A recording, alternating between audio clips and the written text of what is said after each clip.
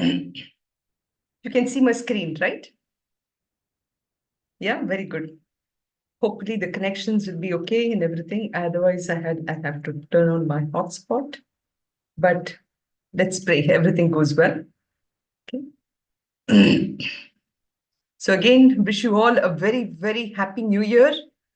May this New Year bring a lot of blessings, love, peace, prosperity, of course, but wishing everyone a very happy New Year. So let's get started. Wish you the same, Sunita. Thank you. Thank you, Geeta. To everyone. To everyone. To everyone. Oh.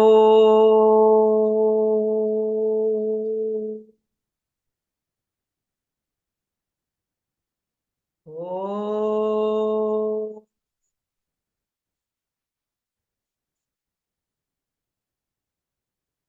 Oh.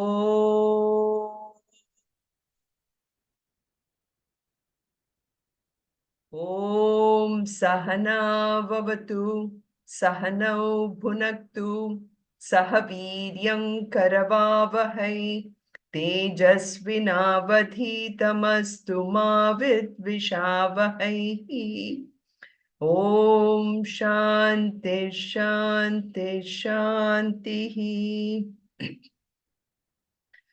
Om Parthaya Pratibodhitam Bhagavatam Narayanena Swayam Vyasena Kratitam Purana Munina Madhye Mahabharatam Advaitam Britavarshinim Bhagavatim Ashtadashadhyayinim Amba Tvam Anusandathami Bhagavad Gita Bhavatveshini Namostute Vyasa Vishala Buddhe Pulla Ravindayata Patra Netra Yena Tvaya Bharata Taila Purnaha Prajvalito Jnanamaya Pradipaha Prapanna Parijataya Totra Vetraika Panaye Jnanamudraya Krishnaya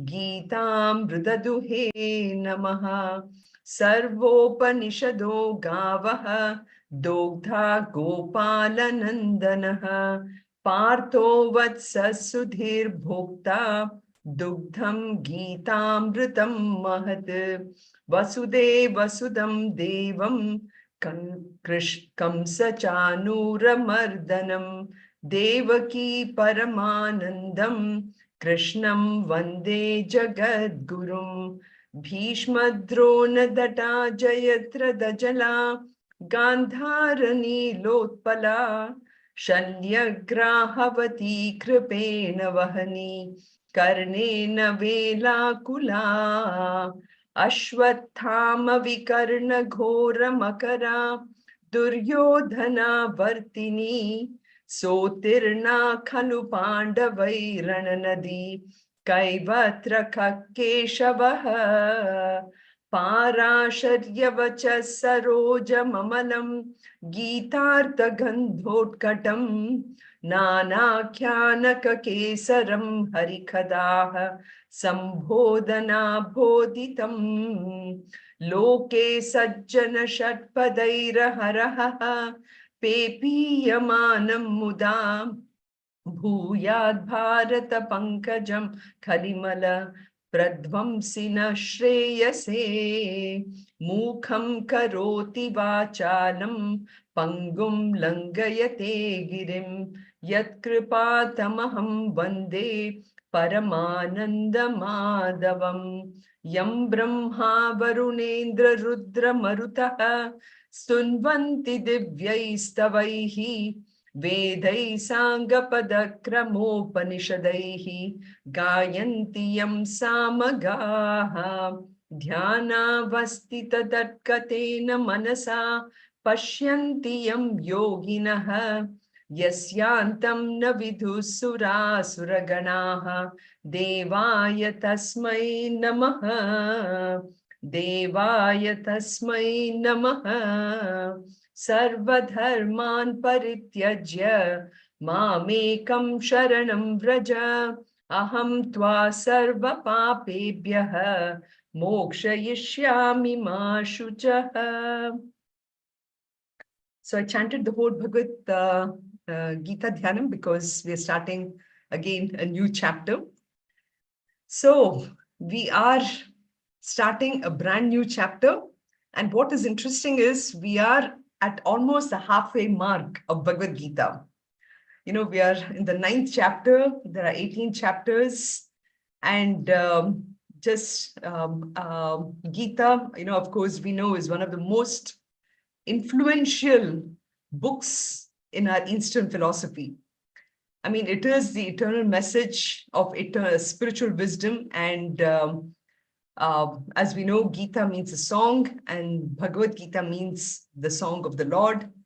And here it is the song of Lord Krishna, who is helping us mold our own personalities, which we have carried through so far. He's molding our personality to an extent that finally he's going to tell us that there is no such thing as personality. We all are beyond our personalities, you know. But for that, we need somebody like Arjuna. You know, we are all that Arjunas. And if Krishna were to talk directly to us, you know, we may not listen. It's always, you know, like children when they go to school, right? If the teacher is telling the child, you should do this, you should do that, the child will immediately, you know, may not necessarily take it. But if the teacher was telling his own best friend and telling him that, oh, you know, if you do this, this will be good for you or whatever, the child may say, oh, maybe, you know, I want to be like my friend. I also want to learn this. I also want to do well. So something like that, you know, because Krishna is telling Arjuna, and if we can put ourselves in Arjuna's shoes, whatever is being told to Arjuna is actually being told to us. So that's how this whole Bhagavad Gita has been so beautifully structured, where we have Krishna telling Arjuna about this wonderful truth or wisdom or values or advice, however way we might look at it. And the whole idea is ultimately Krishna is telling Arjuna, you know, you can do it. You can reshape yourself. I mean, this is 2024, New Year, and you can reshape yourself by conquering all the negativities, all the weaknesses, everything within yourself. All you have to do is use your own willpower, and that willpower is powered by that Supreme Lord. And who is that Supreme Lord? It is that Supreme Lord is everywhere. So with that power, we can do that. So that is how he's starting. And it is winter time. I know. So, you know, if you can conquer that cold and heat. So just like that, you know, we conquer in a mind level anything which we think is giving us happiness, pleasure, I would say, not happiness, pleasure. And if I can have a hold on that part of it, and at my intellect level, if I can hold on to, it doesn't matter whether people praise me or people blame me, if I can capture or, you know, reshape myself by capturing, you know, by capturing the essence of the teaching and applying to situations at my body level, at my mind level, at my intellect level, I'm already rising up to higher heights. And that's what, you know, Bhagavad Gita is telling us. And I thought I'll just offer that as a small introduction to what is Bhagavad Gita to remind ourselves. Because this shloka, Sukha Dukhe Same Kritva, Labha Labho, Jaya Jayo, you know, that comes already in the 2nd chapter. So it is just a reminder of how Bhagavad Gita is really helping us. So this chapter that we're getting into, which is chapter number 9, it is called as Raja Vidya Raja Guhyam. Raja Vidya. Raja means king, and Vidya means knowledge or science, as it's said here. And Raja Guhyam. Guhyam, it's a secret. So do you remember where else in which chapter we talked about a secret as the first verse? It came in the fourth chapter, so there also he kind of refers to it. But here we'll really understand why he's calling it a secret. Does it mean it's not available for everyone? So we will discuss that. But chapter 9 falls under the second half of second of the three parts of Bhagavad Gita. So the first part of six chapters is about me, Me, when we say that's the Tattvam Asi, right? Tattvam means you, but here you is who's you? It's we in an individual sense. And how are we connected to the entire world, entire thing is the Tat part of it. Tat refers to that or that Lord, And to indicate that I am no different than Lord is what the last part of it comes to, which is that Asi part of it, which is from the 13th chapter onwards. So the first half is about me and why that is important. So that is where the Karma Kanda portion came about what is the sadhana in the first part of it, which helps me to purify my mind.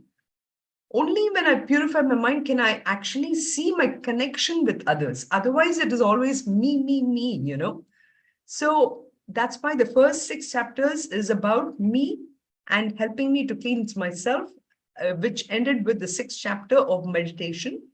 Now, from 7th chapter on, we're talking about Tat. And in 7th chapter, we were introduced into this aspect of religion and really slowly building ourselves to a devotion, looking up to somebody, looking up. So this is where we saw the description of that Lord in 2 forms, this para prakriti and apara prakriti. Para prakriti is that absolute. Apara prakriti is the world in which we live in. It is that same Lord in the form of names and forms, That is what we saw in the 7th chapter. In the 8th chapter, it was a little kind of a slight deviation because Arjuna had all those questions. And in 7th chapter itself, Krishna could have just taken us from that apara prakriti to the para prakriti. But then Arjuna asked this question, so what happens, I'm this body and everything, but when I die, when I really directly go to the para prakriti, that's the kind of question he's asked. Not direct, not the way exactly I said it, but you would think that that's the flow, but that's where the deviation slightly happens, where in 8th chapter, you have Krishna explaining to Arjuna about, how that the soul, if you will, I don't want to use the word exactly the soul, but the Sukshma Sharira or the subtle body of ours, when it exits out of the body, what happens to the journey, So we talked about all that in the 8th chapter. So then in 9th chapter, now it is, it's actually one of the most important chapters, Of course, every chapter we say is very important, or some chapters we say it's very beautiful and everything. But in this chapter, he is really taking off from where he left off in the 7th chapter. In the 7th chapter, he talked about really what spirituality and religion is. And in the 8th chapter, of course, he talked about the relevance of our present life, how it leads to the future life and everything. But in the 9th chapter, he takes us to the purpose or, telling us what the kind of, how we have to get out of this world. So that is where, so what I thought for now, for today is give you a glimpse of the 9th chapter through the shlokas, so there are about 34 shlokas. And in this 34 shlokas, you will see how, he has basically taken us, he's taking us through explaining why this knowledge is needed and why this knowledge is considered as a secret. And from there on, so he does that. So he first starts to say how this knowledge, the Vidya, for example, is actually nothing but its total devotion to that Ishvara. So in 8th chapter, he had talked about really who is Ishvara, and basically we talked about the Krama Mukti and everything. So here he talks about how that knowledge or devotion is very necessary, and he also says it's the easiest way for obtaining our ultimate goal, which is that moksha. So this knowledge, he starts to say that it is ultimately that Ishvara, that Brahman in the form of Ishvara, which is a Saguna Brahman, is actually the cause for the whole universe. Okay? Everything is nothing but Ishvara in different forms. I know we say Brahman in different forms, so Brahman is everywhere, right? But it's like this. If I say space is everywhere, okay, we are not able to immediately think about, oh, okay, I cannot see space. But the minute I put the walls around it, okay, then I say this is my bedroom space, or this is my living room space. This is my space outside the garden space. Then I'm able to kind of quantify that it's garden space, room space, etc. Right? So too, that is how we look at as Ishvara. Ishvara is the one which is the form, with form. So Ishvara in different forms is what we are seeing here. Okay. Now, we are not able to perceive that Ishvara exactly because we are too focused on very, very simple things. Okay.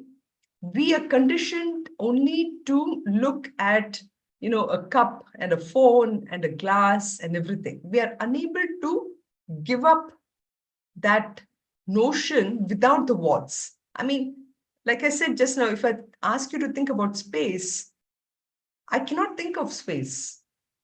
Immediately, I have to have like the walls. Only then I can even think about that way. Just like, for example, uh, the sky, the sky is actually, when we look outside, on a clear day, it looks very blue, right? And but then there is no such thing as blue color. It is all the Raman effect, which gives you that sense of this. So too for us, our eyes have been so conditioned to look at all these objects as if it has got some form or a name and everything. And because of our conditioning so much, we are unable to give up that conditioning. It's sort of almost impossible for us. And that part of it is because of this whole, one may ask, why is it I'm just unable to give up the conditioning? Is because that conditioning itself is the Maya part of it. Our minds are just so, it's a very, very automatic thing. We are on autopilot all the time. And we are really stuck in this autopilot part of it. And we are just not able to get out of it, because all the time my actions are only directed towards these things which are kind of a conditioning, Without that conditioning part of it, I'm unable to do anything. And that part of it is where 9th chapter focuses upon, to talk about how do I give up that conditioning. So he starts with that aspect of royal secret. He gives that aspect here. Then he starts to say that this Ishvara, which is form, is actually everywhere, just like I said, space. It is the substratum. And then, like, for example, let's take the same example of space, Now, we think that the walls are conditioning the space, right? But in reality, actually, the walls are in space. Okay. Another example is the ocean. Okay. Ocean is all water. What do we say? We say, the bubbles contain the water. Okay, and the froth contains the water. But in reality, the bubble is in the water. The froth is in the water. And because of that, when the bubbles break or the froth, they break up, they go back to the water, right? So that is how we also have to start unconditioning our mind. Everything that I see as names and forms and everything, I have to break that up.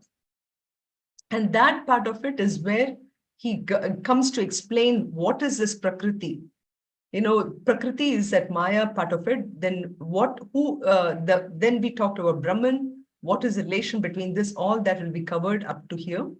Then he um, he says, I am largely unrecognized. Of course, right? We are not able to recognize that Ishvara because again, my mind is so focused on only the names and forms. It's like this, that one example that Guruji gives, like there was this man who had, all these beautiful idols of Rama, Sita, Hanuman, Lakshmana, and all these idols are made of gold, okay? And he takes this to the goldsmith. And first, he takes, I think he takes Hanuman. And so the goldsmith, gives him a certain amount of money for Hanuman. And then he takes the idol of Rama. So this goldsmith gives him much less money than Hanuman. And so this man is really offended. He's like, why is it that you gave me a much less money? I mean, isn't Rama more, much more greater than Hanuman?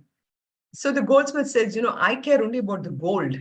I don't care whether it's Hanuman or Rama. The point is the goldsmith is able to see only gold, even though you have uh, different forms of Rama and Hanuman, right? But for this man, he is so stuck with the fact that this form is Rama and this form is this one. So too, for all of us, we are not able to recognize, we are not able to go beyond the names and forms, So that part of it is all this, we'll talk about the 11, 12, which talks about that absolute Brahman, where an Ishvara, in this case, we are talking about Ishvara, because it's all about devotion here. And then we will talk about the two kind of devotees here. One, the prema bhakti, jnana bhakti, the different forms, different kind of devotees rather. And from there on, he describes two very clear distinctions between the devotees. One of them who performs things only with a certain desire, that is the Sakami Bhakta. And then Nishkami Bhakta is somebody who does completely without any desire. And then ultimately, Krishna says that, Ishvara always takes care of anybody, whoever comes to him. So you will see these beautiful shlokas in 9th chapter, we have the shloka of Patram, Phalam, Pushpam, Toyam. Whether you offer a fruit to me, whether you offer a leaf to me, how he's so happy, So it's all about pure devotion to Ishvara. So that's what this beautiful chapter is about. And then even this shloka, which is there in our Avantika in the background, Ananyas Chintayanto Mam Ye Jana Paryupasate, that shloka is also in this one here. So it is very, very beautiful. And then he finally says about how that Ishvara is not partial to anybody. Anybody can come to him. It can be even a murderer, a sinner, to a person of great, to a person who has a lot of attachment to the world, to finally a sage. Anybody can worship him in their lives, and there's no qualification at all that he brings in. And then finally, Krishna ends the chapter with one kind of an action for us, Ultimately, he will tell us, keep your mind only in me, perform all your actions with only me, and surrender to me. So this is finally, the whole chapter ends with that way. Okay, so that's just to give you a gist about the entire chapter of chapter 9. Any questions? Any thoughts? Any thing that you want to share?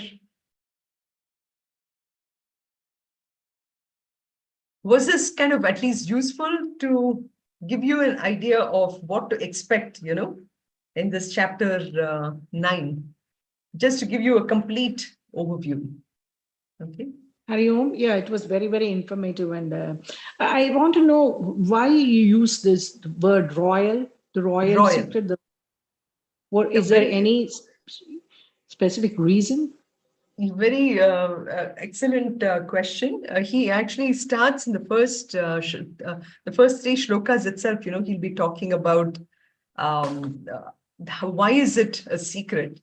But then he calls this as a royal secret from a point of view of, like a king, right? A king is considered to be the most, a person who has complete access to anything and everything he wants, whether it's money, fame, everything, the king has that access to it. So that is why this is also a kingly secret. Everybody has an access to it.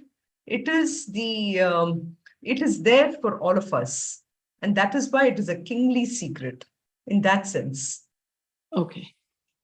That's why you named it royal. Okay. Yeah, it's a royal secret. Royal secret indicating that the availability for everyone. And it is the most of the secrets. So in fact, the first shloka will talk about it, So that what is that secret he's going to introduce in the very first three shlokas itself, And he will say that it is about understanding Ishvara Jnanam.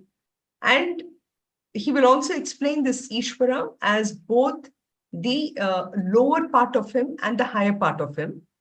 Lower part of it indicate just like how in the 7th chapter, and that is why this is kind of a nice extension of the 7th chapter, because in 7th chapter we talked about para prakriti and apara prakriti, and here also he will talk about that Ishvara with attributes and Ishvara without attributes.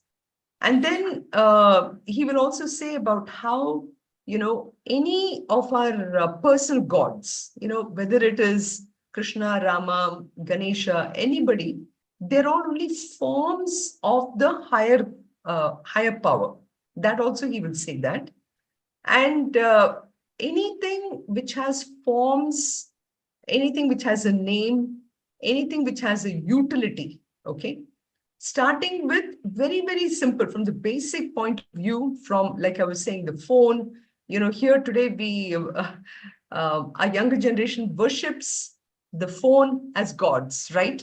They are so stuck to 22 hours a day. You have to have not just phone now, of course, computer. I can say that I'm stuck to the computer most of the time. So in that sense, this is for us because it is actually a Vishwarupa for us. In the internet is a Vishwarupa, correct? So all the way from there to that Ishvara, which is a Vishwarupa, is also considered to be the lower form of God. Okay. So to that extent, chapter 9 really tells you about it. So far, we need, of course, that highest form of the lower forms, so to speak, we are for us, we are transcending all the way from the phone part of it to that Ishvara, like Lord Venkateshwara, for example, who can fulfill any of my desires and who can also look for world peace, right? So that whole evolution is where we are working on. But here he's talking of that royal secret, which is to say that that power is even beyond that. Okay, so that part of it, he will come to that nirguna, nirvikara, nirvikalpa, that rupa, that attributeless, that is without formless, changeless consciousness is a higher power. So he talks about all that. But like I said, in chapter 9, being a devotion chapter, he'll focus a lot upon how we can develop that connection to that Ishvara. Okay. Thank you so much. You're welcome.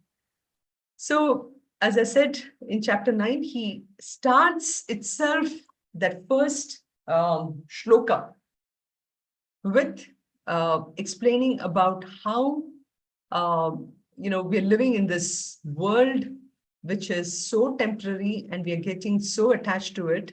And he just uses one word for that. And just in the first shloka itself, there is so much he has packed in, He is packed in with regard to, what kind of a person should be kind of studying the Gita, and then what is the knowledge that we are really reading for, and what will it give us? Everything is there in the first shloka itself.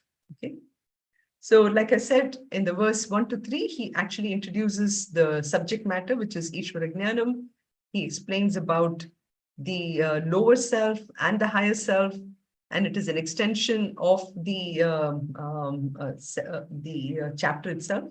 In many ways, it's like an advertisement, the chapter, first 3 shlokas, to everything that is coming up, not only the 9th chapter, but also beyond.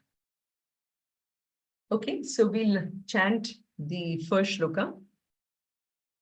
Om Shri Paramatmane Namaha Atha Navamodhyayah Shri Bhagavan Uvacha Idam Tute Guhyatamam Idam Tute Guhyatamam Pravakshyamyanusuyave Pravakshyamyanusuyave Jnanam Vijnana Sahitam Jnanam Vijnana Sahitam Yajñatva Mokshase Shubhat Yajñatva Mokshase Shubhat.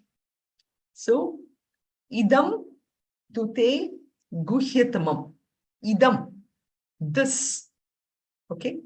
Every word is actually very powerful here. For us, the word idam, this, okay, great. What is that? That's how we would go. But he will tell us what is that idam he's going to talk about. Idam tute. Okay, it is guhyatamam.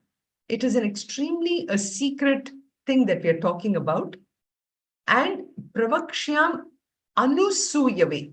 Anusuyave, that is the word that he uses to describe Arjuna. Okay. Now, anusuyave, suyave, which basically means somebody who constantly finds an argument or a fault with something, just for the sake of argument. Sometimes you have people who are arguing, right? So here he's calling Arjuna as anusuyave, somebody who has now come to a point. If you remember, we have gone through this journey where in the 3rd chapter, in the 5th chapter, Arjuna would always ask questions. But of course, his questions were all very sincere. He really did not have a major doubt. Maybe in the 3rd chapter, he had a little bit. But by 5th chapter, he was already quietening down. And you see Krishna as a very patient teacher trying to explain. And now you can see somebody, Krishna, who was like his friend, his boyhood friend, has now rising up slowly and slowly and slowly in the eyes of Arjuna as a teacher, So Krishna now takes the time to tell Arjuna, hey, Arjuna, you are now asking me without any question. You are completely, you don't have any objections. And that is the word keval, which I don't think, it's already an archaic word. I don't think anyone uses the word keval. It's a very British word here. But it kind of gives you in one word exactly what Krishna wants to tell Arjuna, that, hey, Arjuna, you are an anusuya, which is, you are somebody who are completely accepting. You're a person who doesn't really have any kind of objections. I mean, in the sense, your mind is already so clear, so pure. And then he's saying Jnanam Vijnana Sahitam. We'll actually go through this each line by line, word by word, actually, at least. Jnanam Vijnana Sahitam. So you will understand what is knowledge and what is wisdom. Okay, they are two different words, knowledge and wisdom. So jnanam is knowledge, vijnanam is wisdom. So you need both of them. And yet jnatva moksha se ashubhat. So by knowing which, yet jnatva, and that is, if you remember our Sanskrit classes, that is one form usage, jnatva, moksha se ashubhat. So he explains what is the goal, which is moksha, and then not just moksha, now you know what is your final goal, moksha, but ashubhat. Ashubhat already, indicates something which is inauspicious, right? Now, what is inauspicious? Here he's trying to explain that, which we will see in the next couple of things. So let's start with the word guhyatamam. Okay. Why does he use the word guhyatamam? It's uttama. Uttama means, all of you who are learning Samskrita Bharati, every time they use uttama, or all those words, right? So he is not just using the word, secret. He's actually, and not even using the word which is even more secret, but he's saying using the word the complete, the most secret, that's where he's going to tell us. So when you think about these three levels of secret, on one level itself, I mean, let's look at, normal people who are there in the world. Okay. How many people are really coming to Bhagavad Gita? People may say, oh, Gita is like way out of my reach. I mean, people have not even heard what Gita is, right? So in that sense, Gita is a kind of a secret for them. Okay. So first, people who are very ambitious, who are thinking that, happiness lies, or pleasure, they equate pleasure to be happiness. And they think that happiness lies if I earn more and more and more. And, if I eat in the best restaurants, all that, right? So for that person to come to the very first level, he has to go through like the first 6 chapters, right? Where he has to use karma yoga. First, karma yoga to grow. So that itself is a secret. He doesn't know that the secret in improving himself lies in karma yoga. So that is one level, which actually deals with, first he has to understand that he's not the master of the universe, but all the people together. So he has to first understand the laws of the universe, which is dharma. What is dharma? And then he has to practice that. So that is the first level. So the karma yoga describes a knowledge by which he can actually fulfill the same desire, what he's looking for, but he's doing it in a way that he's of service to the community. So that is the first secret that he has to learn.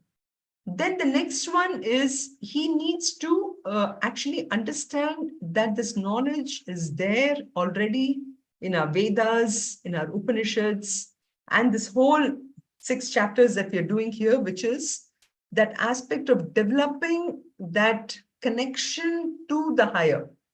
And that connection to the higher is through what we call as the upasanas, Now, upasanas, mind you, are really not pujas or anything. Pujas also, we actually look at it in the form of karma yoga, because it is, pujas are done to fulfill a desire. But upasana is where I'm actually looking at the entire world and I'm like, wow, is this really the different forms of Ishvara? So that aspect is the secret, which is even more. But the most important secret is where you're going even beyond this whole world of names and forms. And that is why it is the most secret, guhyatama.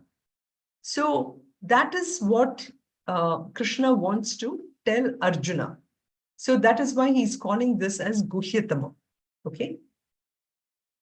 And now let's look at these words, vijnana sahitam.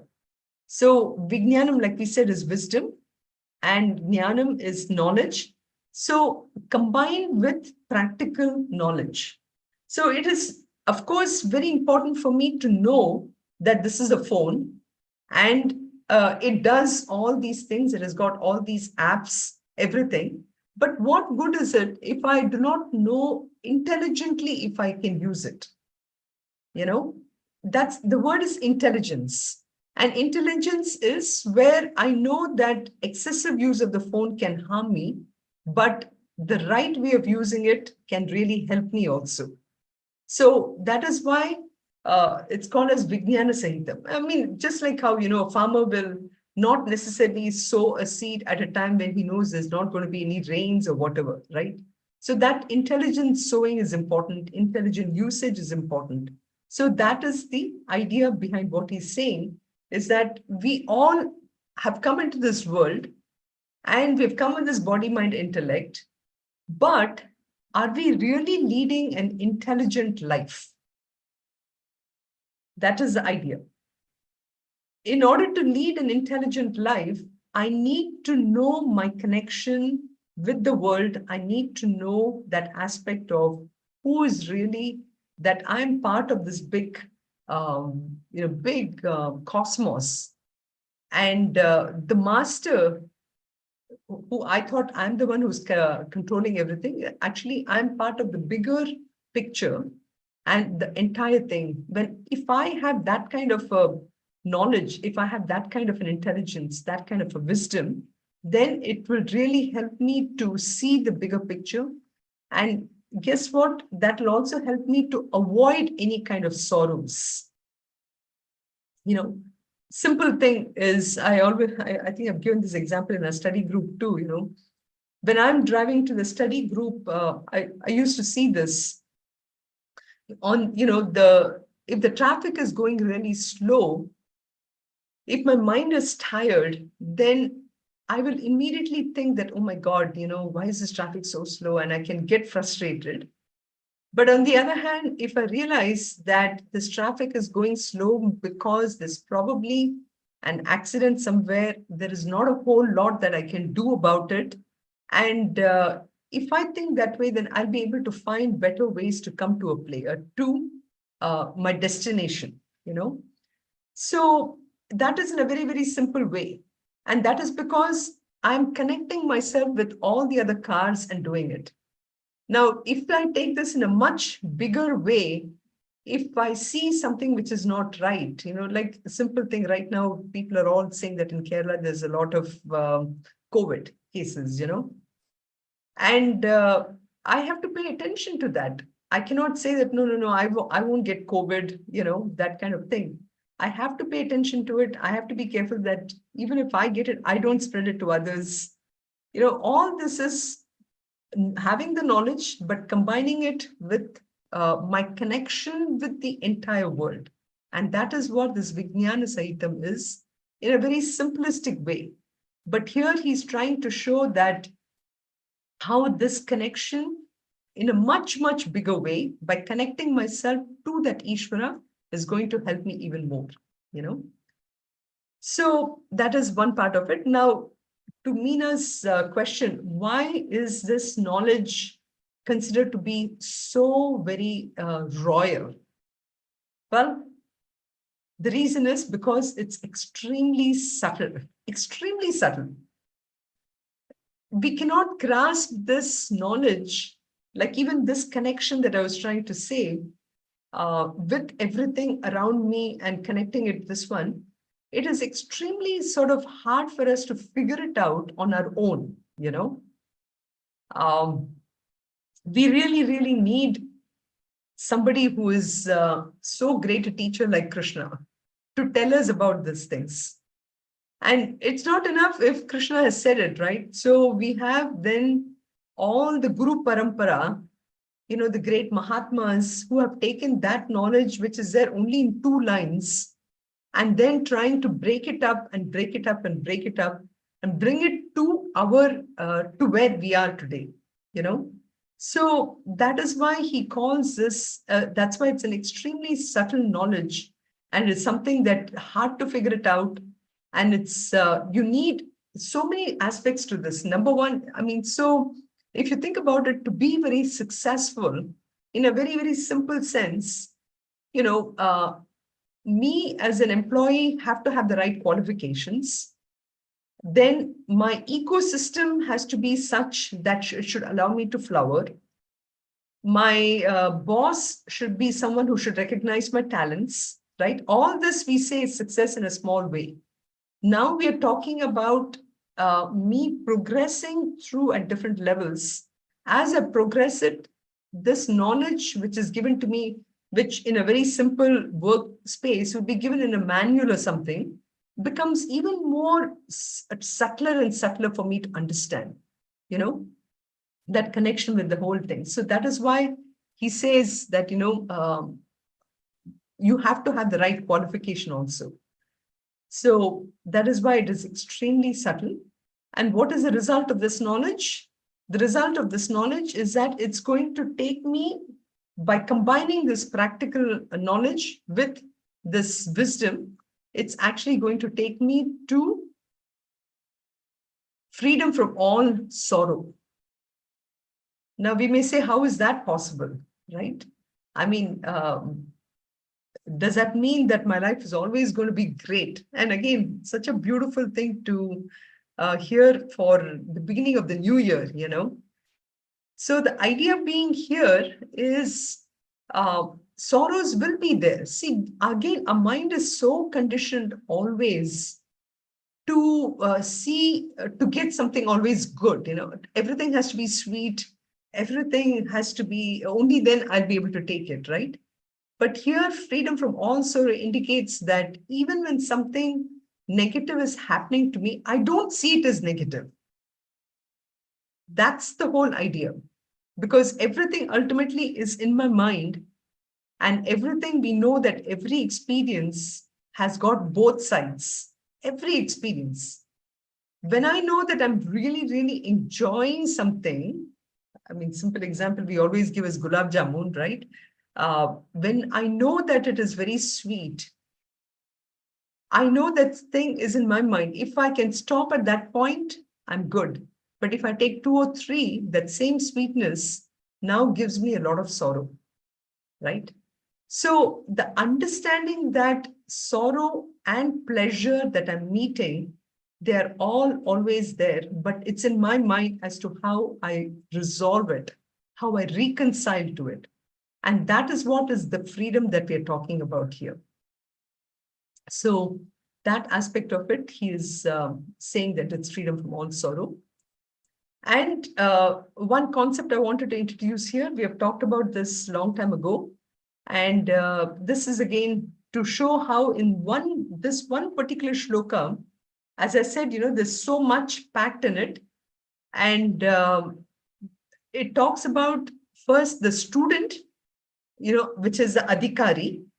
And here Krishna is telling Arjuna, hey, Arjuna, you are Anusuyave, you are a person who have the qualities to receive this. And then what are we talking about? We are talking about that knowledge, which is the royal secret, which is the knowledge of Brahman. And what does it give you? If you have this knowledge, it will actually give you a purpose. The purpose to free you from things that we get attached to or get affected by. And then the last one, Sambandha Pravakshyami, the Krishna is saying, which is connected. So the Prayojanam, what he's saying is directly connected to the purpose for why I'm studying this text. So that Sambandha. So Adhikari, Vishaya, Prayojana and Sambandha are 4 things which are Anubandha Chatushtaya, we call Chatushtaya 4 of them, which really establishes a connection to a particular text. So Bhagavad Gita, for example, has got all these 4 things, and in one shloka itself, you see this. And so I just wanted to bring that to your attention as well. Okay, so going back to the first shloka again, it's idam tute guhyatamam pravakshyam anusuyave jnanam vijnana sahitam yajnatva mokshase ashubhat. So you see, ashubhat basically is referring to this world which is we perceive as something which is giving us sorrows, but even things which are happening in a very good way, we have to be in control of. And then moksha say, moksha, we get that ability to detach ourselves through in this world itself. And then Jnanam, by giving us the knowledge of Brahman, Jnanam, Vijnanam, which is the wisdom on how to live in this world, Sahitam. Sahitam means together. And then Pravakshyami, Aham Pravakshyami. That is what Krishna is saying. I'm telling you, hey Arjuna, who are so pure-hearted, who's completely ready to listen to me. I'm going to tell you about idam, that knowledge. I'm just going to tell you. So this is the whole shloka. Any questions? Any thoughts that you want to?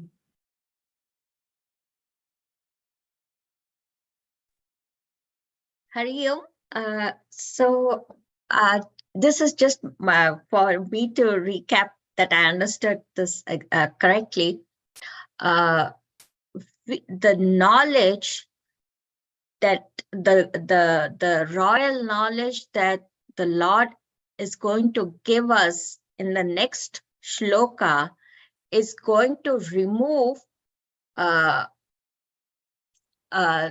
is going to help us in being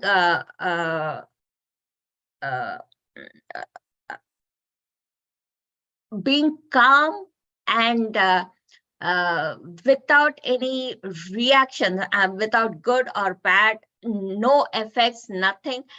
Everything is going, whatever happens, good or bad, we are going to be at the same level,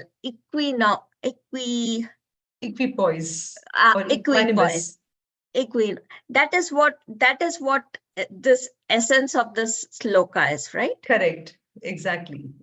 So here's in this shloka, I mean, I gave a little more than what the shloka is meaning, but in a sense, what you said is absolutely right. So, which is, we always talk about world peace. We talk about being peaceful ourselves. And we always talk about that being the most important gift that we can give ourselves, right? And we think that calmness, the peace will all come maybe when I grow old, when all my kids are out of the house and I have enough money, I'm going to sit, I'm going to enjoy, and I'm going to be happy. That's how we think. But immediately what happens, this mind cannot really stay by itself. It has to have something or the other worrying. So some worry or the other will come. And as we grow older, unfortunately, one thing that happens is our ability to be alert is not there.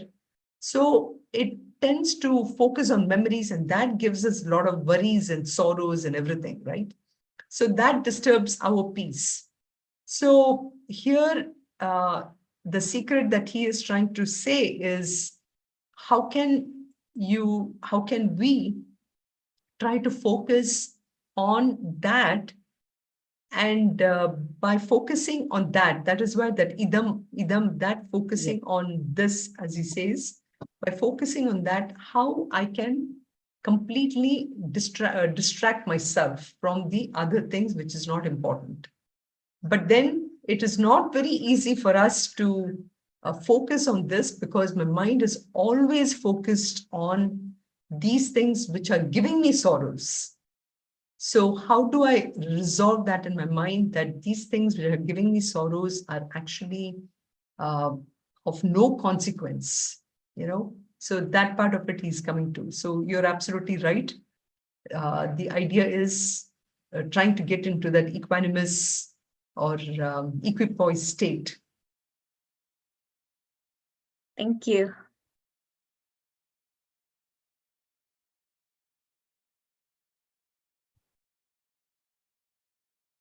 So you will see, like, this chapter is really very powerful from that point of view, where he really goes into explaining more about. So, the idea is for all of us,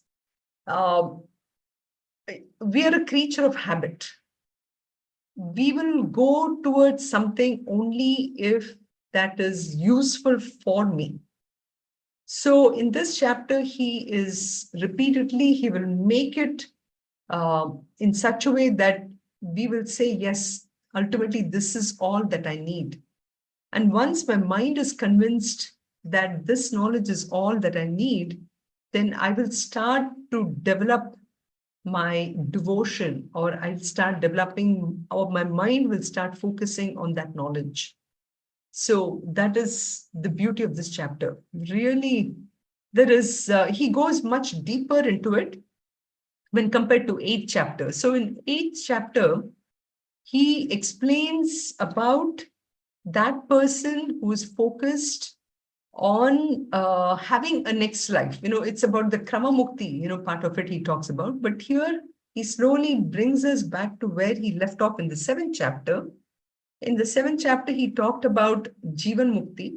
So he's coming to that aspect of Jivan Mukti, but he also takes us through the step process of that focus on Ishvara. Who is that Ishvara?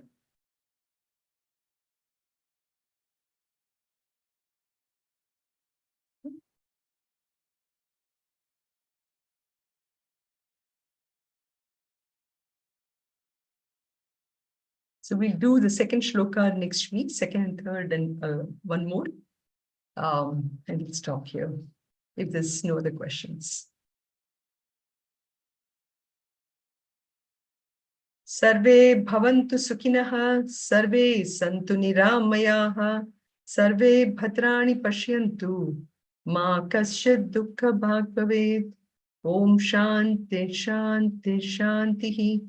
Om Purnamadav Purnamidam Purnat Purnamudachyate Purnasya Purnamadaya Purnameva Vashishyate. Om Shanti Shanti Shantihi.